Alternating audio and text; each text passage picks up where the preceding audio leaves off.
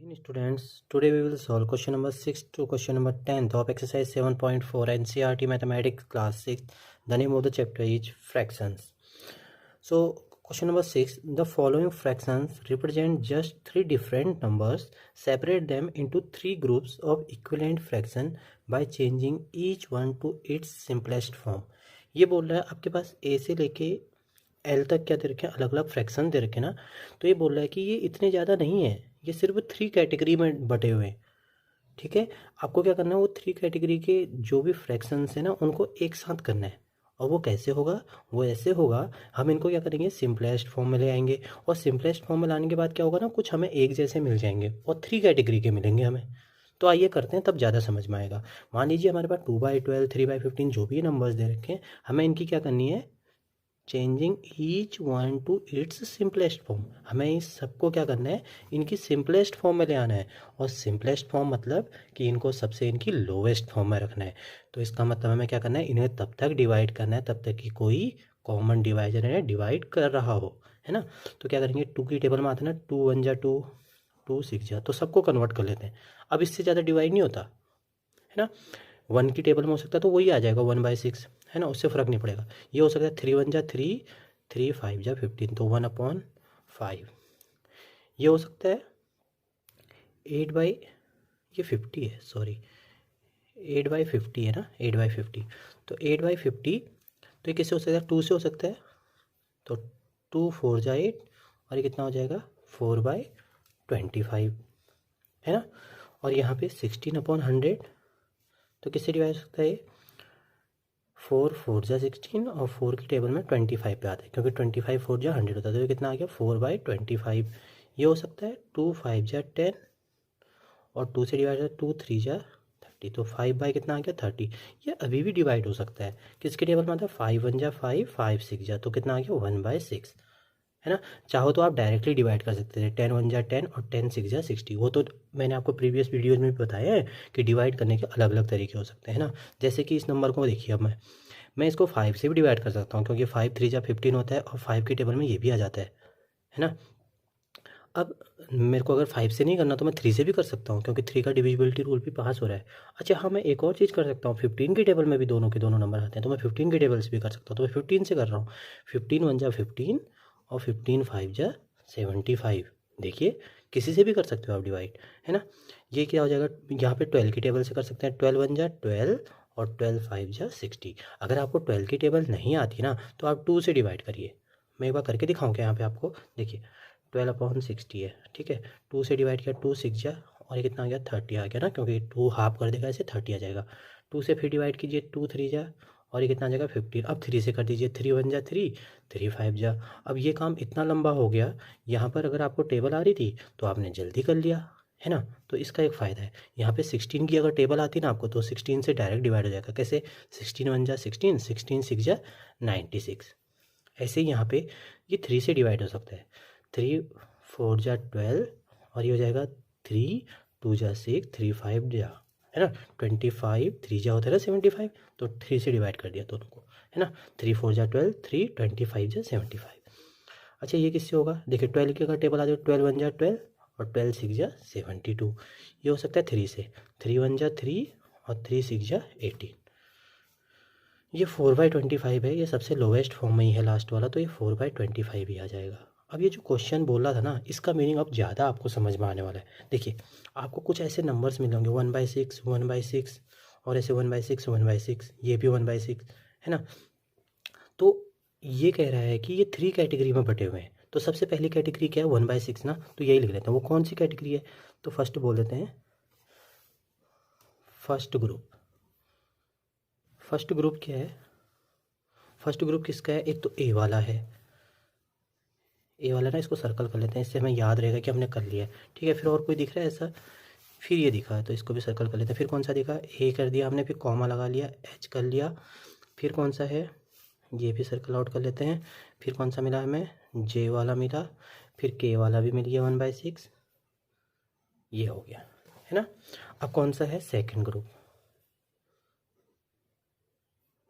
एक ग्रुप के जो है उनको एक साथ करना है, यही चीज़ बोला। देखो separate them into 3 groups of equivalent fraction. ये सब इक्विवेलेंट हो गए ना, एक दूसरे के इक्वल हो गए, तो हमने सबको क्या कर लिया, कैटेगरी में बना लिया कि हाँ भाई ये 4 एक जैसे हैं तो एक कैटेगरी के आ गए, है ना। और ये क्या है, इक्विवेलेंट है, एक दूसरे के इक्वल है। अच्छा यहाँ पे मुझे ई भी दिख रहा है, ये भी है ना, ई ये भी है यहाँ पे, इसको सर्कल आउट नहीं किया था, ठीक है। तो ऐसे सर्कल करेंगे ना तो आप भूलेंगे भी नहीं। देखिए मेरी खुद की गलती यहाँ पे पकड़ में आ गई कि 1/6 रह गया था, तो सर्कल करा तो 1/6 से छूट गया था ना, तो यहाँ पे आप सर्कल करके याद कर सकते हैं कि ये नंबर भी काउंट कर लिया है, ठीक है ना।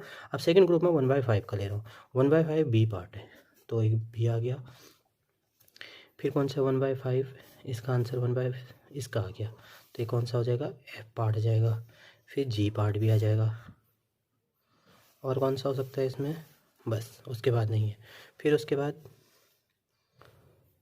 थर्ड ग्रुप, 3 ग्रुप्स में बटे हुए हैं, थर्ड ग्रुप क्या होगा, तो एक तो कौन सा आ गया, सी पार्ट आ गया, ठीक है। ये आई पार्ट आ गया, है ना। फिर ये एल पार्ट आ गया।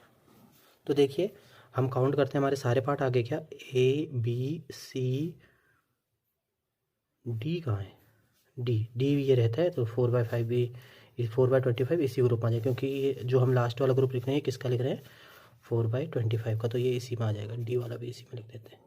तो हम इसके आगे लिख भी देते हैं हम कौन सा ग्रुप लिख रहे हैं।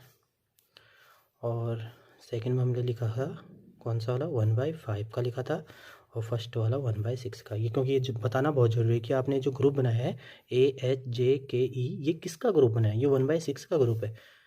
तो अब बात यहाँ पे प्रूफ होगी ना, जो भी फ्रैक्शन थे 3 कैटेगरीज में दिए गए थे, एक तो 1/6, 1/5 और 4/25। अब आप चेक कर लीजिए, ABCDEFGHIJKL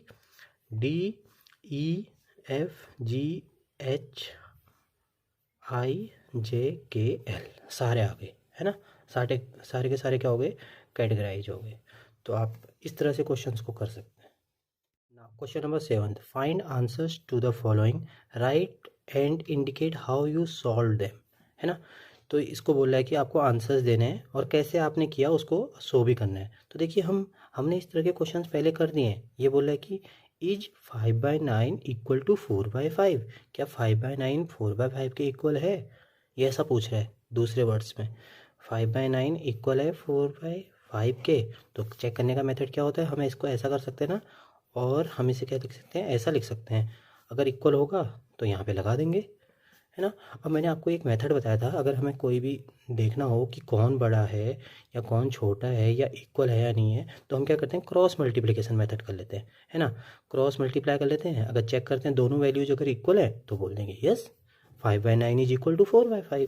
तो क्रॉस मल्टीप्लिकेशन मैंने आपको बताया था, पहले इससे मल्टीप्लाई करते हैं 5 को, तो 5×5 जा 25, पहले इस वाले न्यूमरेटर से सेकेंड डिनोमिनेटर, ठीक है ना। 9×4 जा 36, क्या 25 is equal to 36, no, so it is not equal to, तो हम लिखेंगे no 5/9 is not equal to 4/5। इसे को ऐसे शो करेंगे, 5/9 डज नॉट इक्वल टू 4/5, ऐसे शो करते हैं इसे रीड क्या करेंगे, 5/9 is not equal to 4/5 read कर सकते हैं, 5/9 डज नॉट इक्वल टू 4/5। ये नॉट इक्वल टू का साइन होता है, इक्वल टू का साइन ही हो गया, अगर इसके ऊपर ऐसे क्रॉस हो गया तो नॉट इक्वल टू का साइन हो गया, है ना। तो बी पार्ट का आंसर करते हैं, इज 9/16 इक्वल टू 5/9, ठीक है। अब बाकी के सी और डी पार्ट आप खुद से करोगे, ठीक है। मैं 2 ही पार्ट करता हूँ इस क्वेश्चन में। तो देखिए आप क्या लिखोगे, इसको क्या लिख सकते हैं, 9/16 और बॉक्स लगा दोगे यहाँ पे, क्योंकि हमें चेक करना है।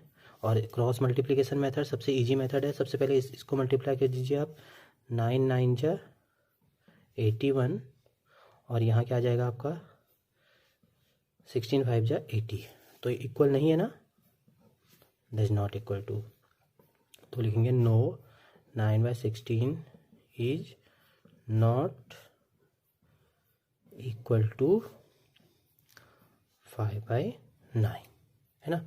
और इसे इंडिकेट भी करना था, कैसे इंडिकेट करेंगे हम इसे, 9/16 नॉट इक्वल टू 5/9, ठीक है।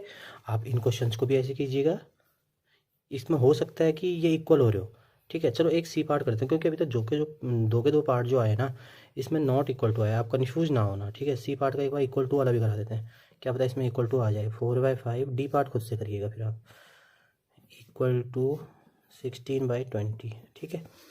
तो और क्या लिख देते हैं इसमें, 4/5, इनके बीच में बॉक्स लगा देते हैं, ठीक है। 16/20 पता करने के लिए कि इक्वल है या नहीं है, क्रॉस मल्टीप्लाई करते हैं तो 20 से पहले किसको आ जाएगा, 24 जा 80, ठीक है, और 16 5 जा 80, ठीक है।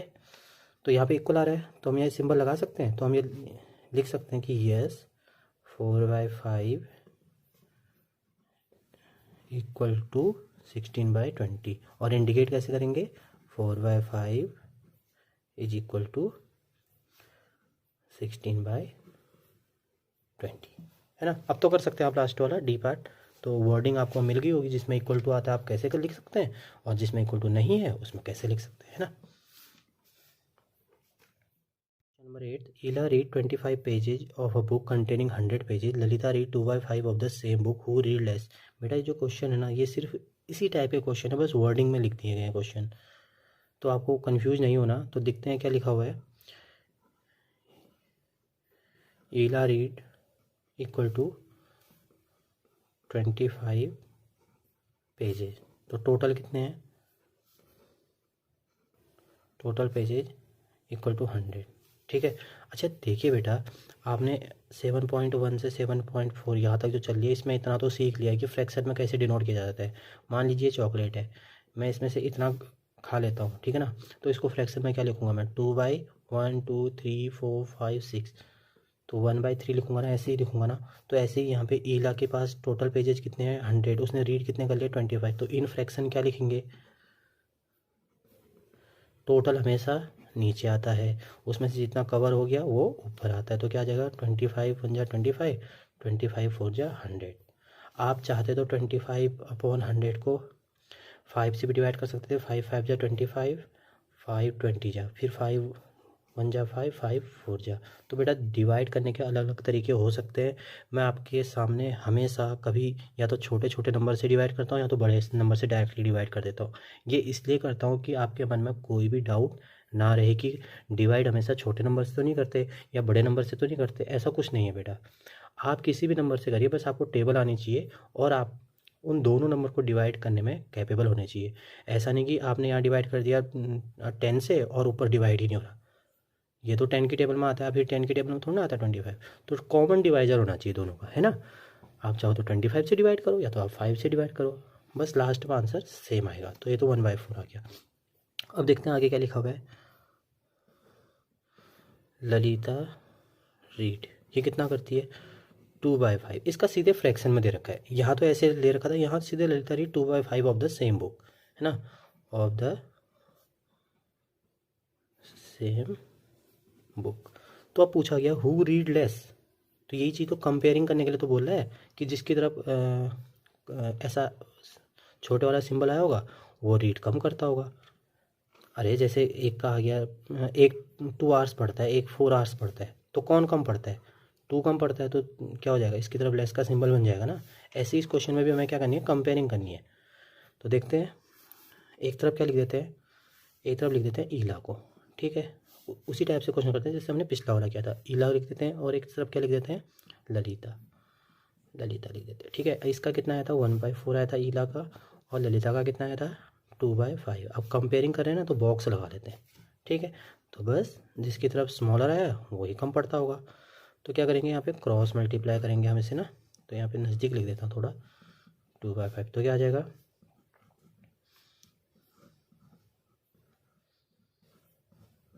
तो 1 से पहले 5 को करेंगे, ध्यान रहे पहला न्यूमरेटर दूसरे के डिनोमिनेटर से, ठीक है। 1 5 जा 5, ठीक है, और 4 2 जा 8, तो कौन कम पड़ता है, 5 वाला कम पड़ता है ना, तो 1/4 वाला कम पड़ता है, तो इसकी तरफ ऐसे बंद वाला मुँह बन जाएगा, और जो ज़्यादा पड़ता होगा उसकी तरफ ऐसे खुला वाला मुँह बन जाएगा ना इसका, इस सिंबल का। तो क्या हो गया, 5 इज़ लेस देन 8, तो किसकी तरफ आया, 1/4, 1/4 कौन था, ईला, है ना। तो अब दूसरे वर्ड्स में हम ये लिख सकते हैं 1/4, अब आराम से लिख सकते हैं, ये सिंबल बना सकते हैं इसकी तरफ, और 2/5, यही तो पूछा था हु रीड लेस, सो किसकी तरफ छोटा वाला सिंबल आया, ये किसकी तरफ बंद का सिंबल आया, ईला की तरफ। सो ईला रीड लेस। अगर इसकी तरफ आता तो हम लिख देते ललिता रीड लेस, लेकिन हमने देखा कि 8 की तरफ तो बड़ा मुंह खुल गया और 5 की तरफ छोटा हो गया, तो ये छोटा निकला यहाँ पे, इसलिए Ila read less. Question number 9, Rafiq exercised for 3/6 of an hour while Rohit exercised for 3/4 of an hour. Who exercised for a longer time? तो जो रफ़ीक है वो 3/6 ऑफ एन आवर करता है और रोहित एक्सरसाइज करता है 3/4 ऑफ एन आवर। तो कौन ज़्यादा टाइम तक करता है? तो ये वही टाइप का क्वेश्चन है फिर से जो हमने अभी पढ़े हुए थे, इसमें भी हमें कंपेयरिंग करनी है। तो एक तरफ लिख लेते हैं रफ़ीक को और एक तरफ लिख लेते हैं रोहित को। अब दोनों पहले से फ्रैक्शन में दिए हुए हैं तो लिख लेते हैं 3/6 और 3/4, ठीक है ना। अब हमें चेक करना है कि कौन who exercise for a longer time. इस बार हमें चेक करना है कि कौन ज़्यादा देर तक करता है। तो हमें इस बार ये जिसकी तरफ सिंबल ओपन हुआ है ना, ये चेक करना है। पिछले वाले में ऐसे चेक करना था कि ये वाला सिंबल किस तरफ है ना। तो हमें चेक करना है कि कौन ज़्यादा टाइम तक एक्सरसाइज करता है। तो क्रॉस मल्टीप्लाई करते हैं, तो पहले का न्यूमरेटर दूसरे के डिनोमिनेटर से पहले मल्टीप्लाई होता है। तो 3 4 जा 12 और फिर उसके बाद ये 6 3 जा 18। कौन करता है, किसकी तरफ मुँह खुला हुआ है, 3/4। 3/4 कौन किसका नाम है, रोहित, है ना। 18 आया ना इस तरफ, तो 12 से तो बड़ा है 18 और इसी की तरफ मुंह खुला हुआ है। तो हमने तो यही पता करना था who exercise for a longer time, मतलब कि कौन ज़्यादा करता है। ज़्यादा मतलब जो बड़ा है। सो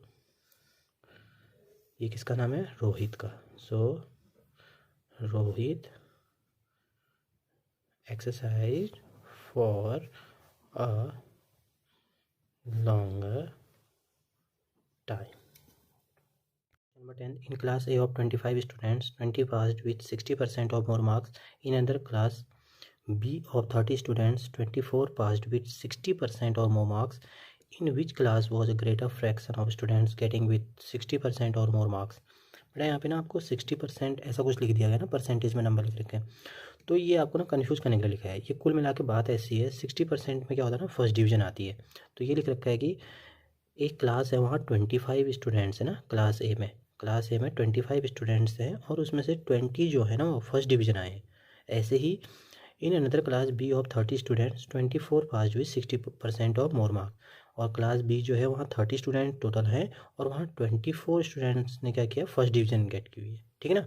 तो यही चीज़ यहाँ पे बताएगी है। तो क्या लिख देंगे, total strength in class A equal to 25 student passed with 60% in class A, 60% और more in class A equal to 20, ठीक है ना। 20 निकला। तो हम इन फ्रैक्शन लिख सकते हैं, बिल्कुल लिख सकते हैं। इन फ्रैक्शन क्या लिखेंगे, टोटल हमेशा नीचे आता है और ऊपर उसमें से जितने का दिया होता है। तो 20 ऊपर आ गया और ये आ गया। तो इसे हम सिंप्लीफाई कर सकते हैं कैसे, 5 4 जा 20, 5 5 जा 25। तो ये कितना आ गया, 4/5। ऐसे बी क्लास का भी डेटा लिख लेते हैं। तो क्या लिख देते हैं, total strength in class B equal to कितने हैं, 30। तो 30 का दे रखा है, तो लिख लेते हैं यहाँ पे स्टूडेंट्स पास्ड विथ 60% और more in class B equal to कितना दे रखा है इसमें, 24। मतलब कि 30 में से 24 जो बच्चे हैं वो फर्स्ट डिवीज़न आए हुए हैं। 60% में फर्स्ट डिवीज़न आती है ना, तो उसी चीज़ का डेटा दे रखा है। तो कन्फ्यूज़ करने के लिए 60% लिख रखा है। तो आपको डाउट नहीं रखना है इसमें, ये सिंपली ये बोल रहा है कि 25 स्टूडेंट टोटल हैं, 20 जो है फर्स्ट डिवीज़न आए हैं। यहाँ 30 स्टूडेंट्स क्लास बी में, उसमें 24 फर्स्ट डिवीज़न आए हुए हैं, है ना। तो यहाँ फ्रैक्शन में लिख सकते हैं,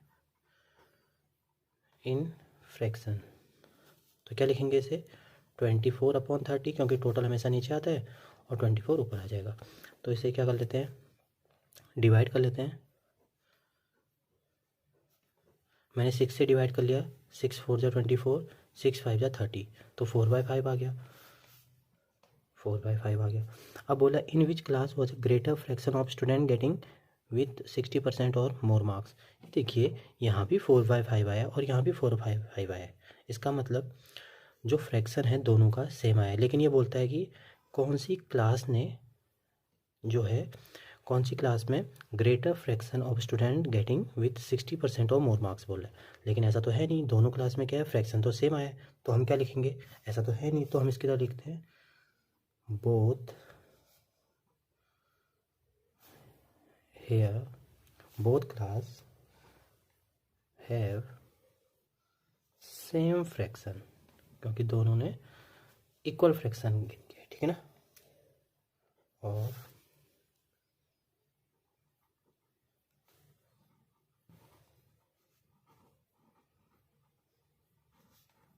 %60 और मोर मार्क्स, ऐसे करना था। अगर यहाँ पे हम दोनों इक्वल ना आते तो हम क्या करते, चेक कर लेते ऐसे 4/5, और यहाँ पे कुछ और होता, चलो यहाँ पे वो 4/5, यहाँ देखिए इस केस में क्या आ जाएगा, क्रॉस मल्टीप्लाई करेंगे तो क्या आएगा, 4×5 = 20 और 5×4 = 20, दोनों इक्वल आ रहे हैं, ऐसे भी चेक कर सकते हो। यहाँ पे कुछ और आया होता, मान लिया जाए यहाँ पे 3/5 होता, 3/5 होता तो 5×3 = 15 आ जाता और 5×4 = 20 आ जाता, तो इस क्लास का ज़्यादा आ जाता फिर, है ना। पर ऐसा तो कुछ हुआ नहीं, इसलिए हमने ये स्टेटमेंट लिखी जो कि इस क्वेश्चन के लिए अप्रोप्रिएट थी। Thank you students.